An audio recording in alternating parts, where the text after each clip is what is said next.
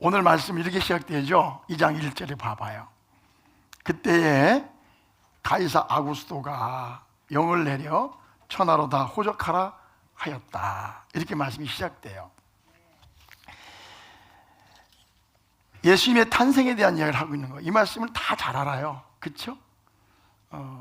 예수님이 탄생하기 전에 할 때 예수님의 어머니 마리아와 요셉은 나사렛에 살고 있었어요. 나사렛. 어디에 살고 있었다고요? 나사렛. 나사렛은 어딘가 하면은 베들레헴이 아니에요. 북쪽 그 갈릴리 호수 옆에 거기 있는 동네란 말이에요. 지도 한번 보여줘 보세요. 무슨 얘기인가 하면은 여기 지도가 글씨가 보일지 모르겠는데 저기 보면 디베라라고 보이세요? 왼쪽에 이스라엘, 글씨 작아서 미안해요. 이렇게밖에 안 돼가지고 저 위에 3분의 2 지점에 왼쪽에 나사렛이라는 곳이 있어요. 해봐요. 나사렛. 그곳에 예수님의 어머니 마리아와 요셉이 살고 있었습니다. 근데 어느 날 여기 2장 1절에 로마 황제인 아구스토가 호적령을 내린 거예요. 호적령. 호적이 뭐죠? 네가 본적지에 가서 이름을 올리라 그 말이에요. 그런데 이제 요셉과 마리아의 본적지는 베들레헴이었습니다. 그래서 자기 고향인 호적 때문에 베들레헴으로 가게 되는 거예요. 그래서 거기 가서 예수님을 낳게 되는 겁니다. 자, 만약에 보세요. 그때 지금 요셉과 마리아는 어디에 살고 있었다고요? 나사렛에 살고 있었어요. 그러니까 그냥 아무 일도 없으면 어디서 아기를 낳는 겁니까? 나사렛에서 낳는 거예요. 근데 하필이면 그때 이해는 안 가요. 왜 그런 일이 벌어지는지. 그것도 첫 번째 호적령이거든요. 호적령이 내린 거예요. 그래서 할 수 없이 배가 부른데도 불구하고, 그렇죠? 약혼자인 요셉과 함께 하필 또 두 사람이 본적지가 같아요. 똑같이 베들레헴이에요. 그래서 두 사람이 이제 손을 잡고 뭐 수레를 타고 갔는지 걸어갔는지 모르겠지만 베들레헴으로 가게 되는 거예요. 얼마나 걸렸을 것 같아요? 베들레헴이 어디냐면 지도에 다시 봐보세요. 보면요, 얼마나 걸리냐. 저 밑에 베들레헴은 밑에 있어요. 사해 옆에 저기, 그죠? 사해 옆에 웨스트뱅크 밑에, 웨스트뱅크 보이시죠? 그 밑에 베들레헴은 거기 엄청 멀어요. 한 100km, 150km, 먼 길이에요. 대전에서 서울 뭐 더 먼 거리란 말이에요. 근데 거기에 가서 아기를 쑥 낳은 거예요. 거기에 갈 이유가 있습니까? 없습니까?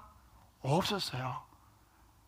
만약에 로마 황제의 호적령이 아니었다면 아들을 어디서 낳았다고요? 나사렛에서 낳아야 되는 거예요.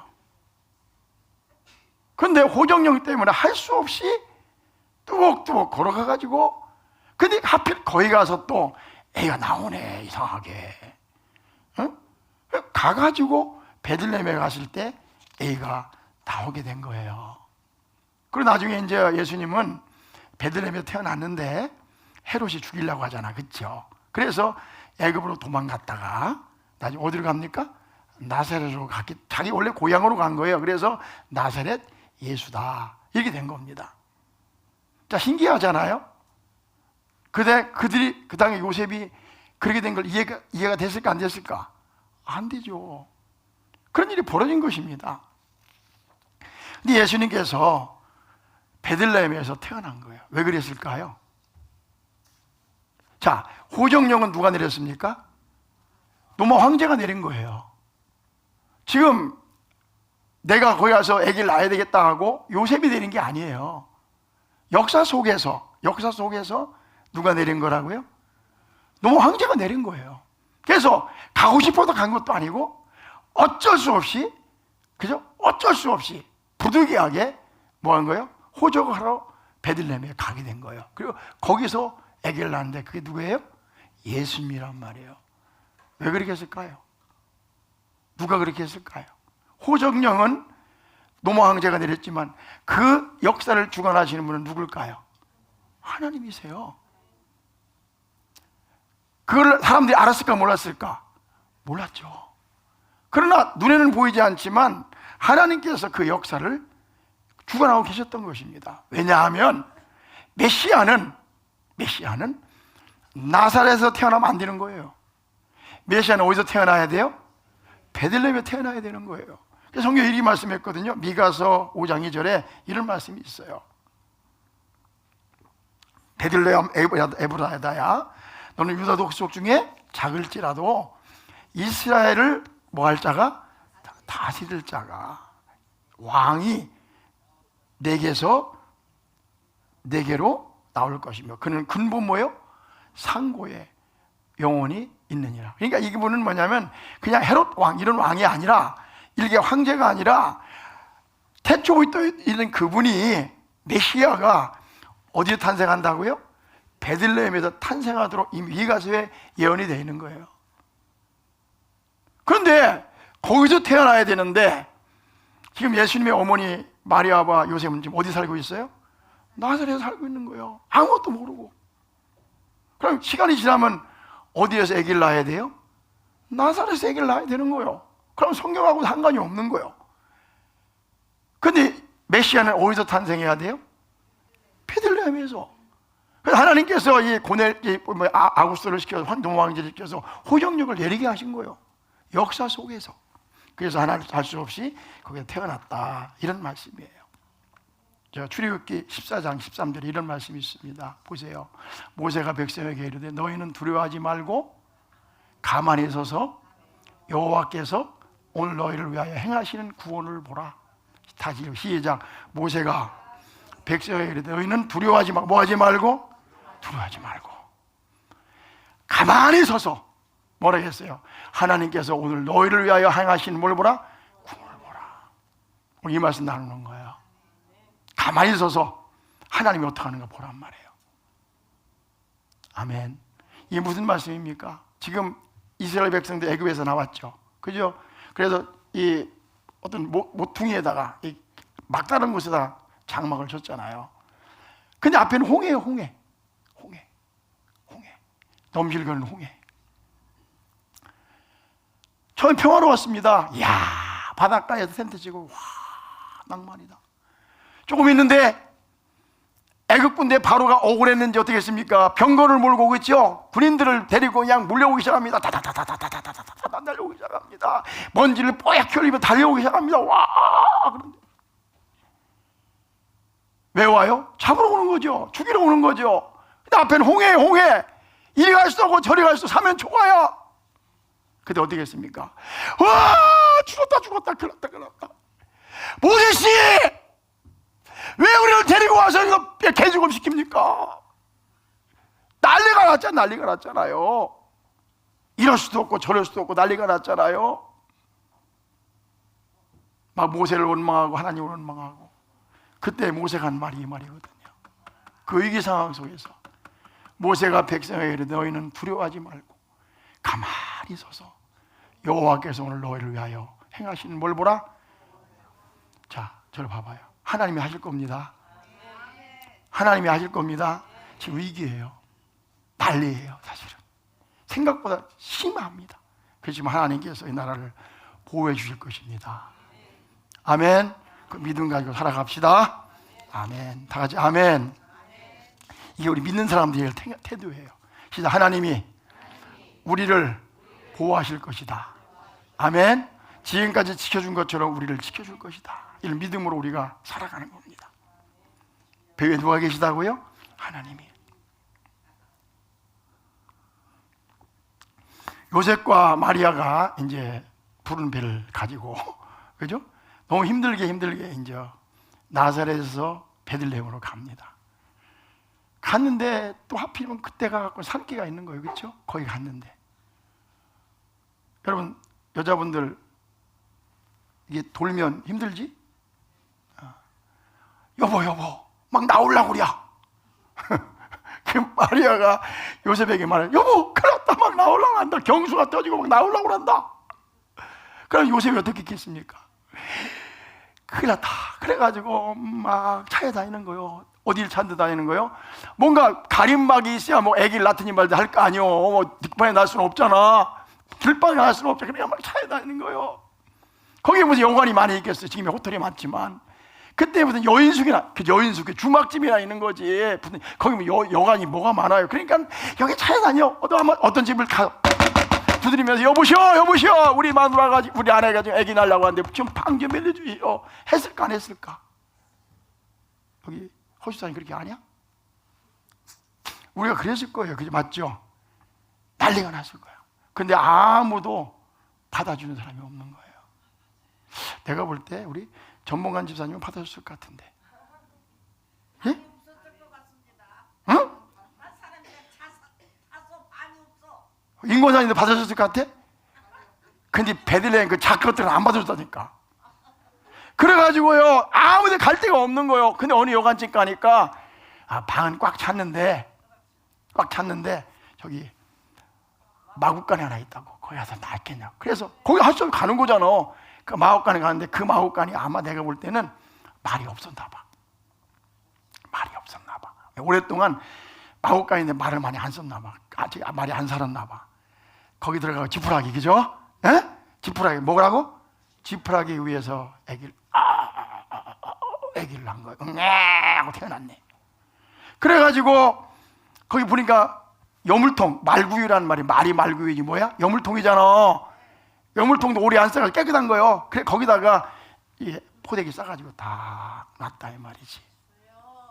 그 예수님이 탄생한 거예요. 그 사건을 성경에 어떻게 기록하고 있습니까? 여기 보니까 2장 8절에 2장 6절 7절에 뭐라고 했습니까? 거기 이스라엘 그때 해산할 날이 간단하게 기록했어요. 7절에 첫 아들을 낳아 강보에 싸서 구유에 뉘었으니 이는 여관에 있을 곳이 없음이로라. 태어날 곳이 없어서 우리 예수님께서 말 구유에 탄생하신 거예요. 내가 물어볼게요, 여러분. 저를 봐봐요.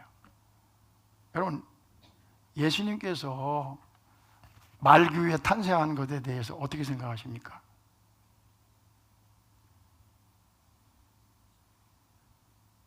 그 어리신 예수 눌 자리 없어 그 귀하신 몸이 구유에 있네.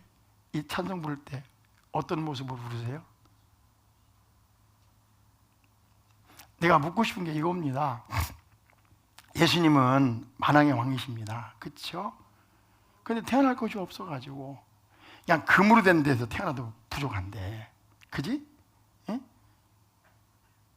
오리털 이불 속에 태어나도 부족한데 말 구유에 탄생했다 이 말입니다. 마옥간에서. 그러면 여러분 이 사건이, 이 일이 어떻게 생각하시냔 말이에요. 기쁘세요? 행복하세요?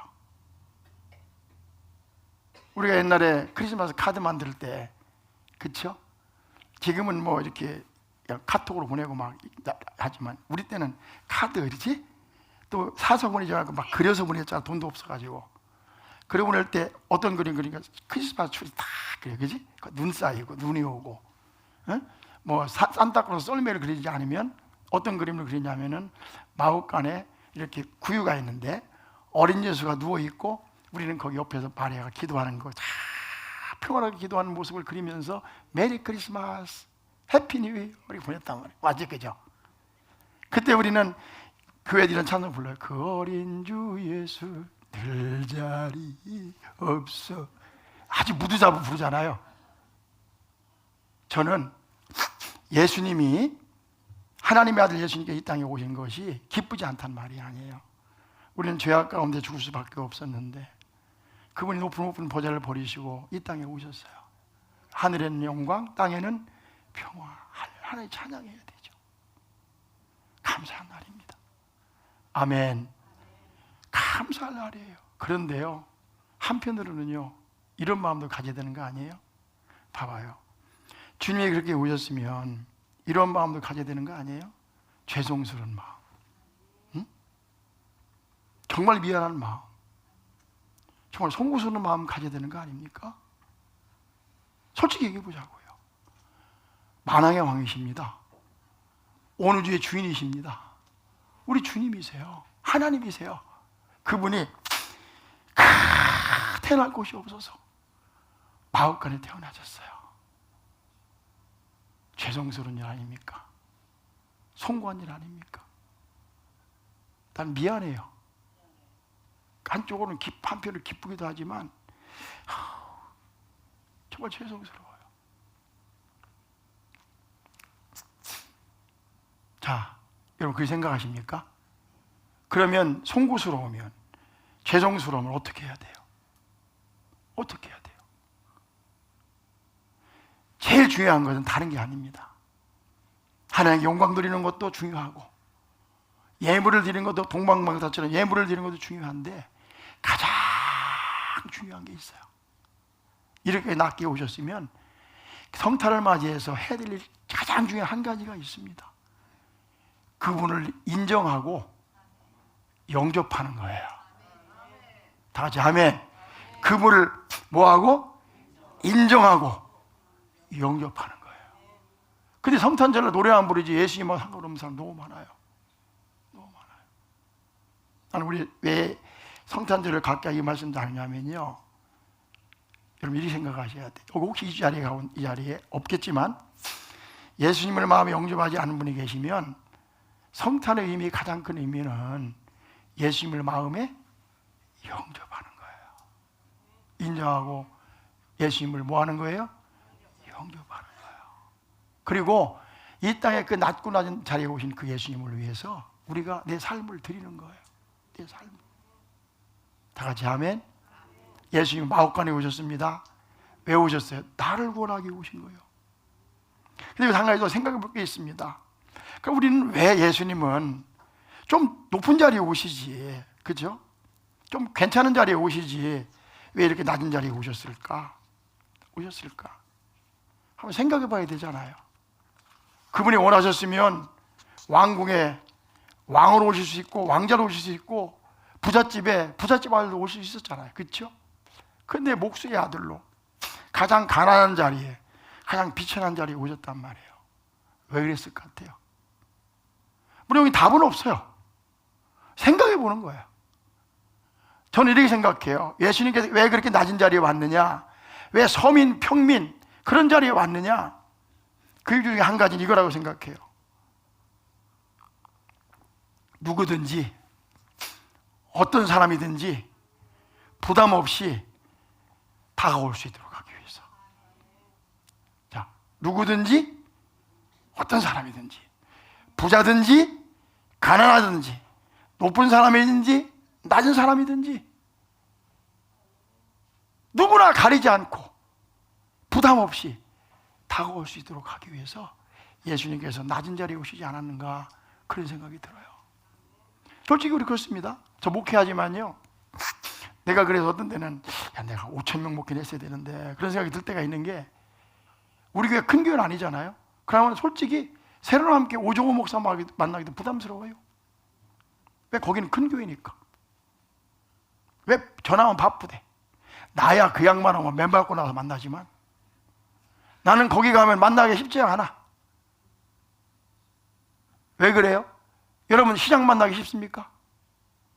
대통령 만나기 쉽습니까?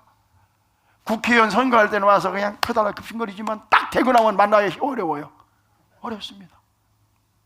그러니까 높은 자리에 있는 건 만나기 쉽지 않은 거예요. 내 목사지만 얘기하잖아. 내 친구 우리 박정건 목사하고도 전화하면 내가 잘 안 해. 왜 안 하냐? 지금 바쁘니까. 저는 큰 교회니까 만나기 힘들어. 내 말 이해하셨어요?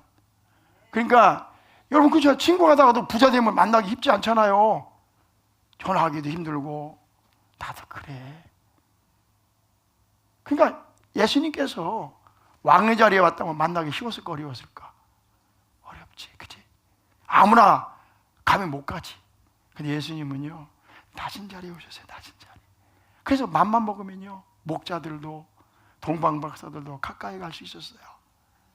아멘. 예수님은 누구나 올 수 있어요. 수고하고 무거운 짐진 자들아 다 모아라 내게로 오라. 할렐루야. 예수님은요, 지체 높은 곳에 오신 것이 아니라 지체가 낮은 곳에 오셨다. 자, 누구나 어떻게 할 수 있도록? 올 수 있도록. 이런 일이 있었대요. 어떤 사람이 스웨덴에 갔는데 미국 사람이 갔대요. 큰 자랑을 했대요. 우리나라는 말이지, 미국은 말이야 민주주의가 발달하고 인권이 참 신장돼 있어가지고 완전히 원하기만 백악관 가서 대통령을 만날 수 있다고 막 그랬대요. 완전히 원하기만. 사실 아니잖아. 자랑하니까 막 자랑을 했대. 그러니까 스웨덴 같이 버스인가 앉아 있었는데 옆에 앉은 분이 그러대. 우리나라는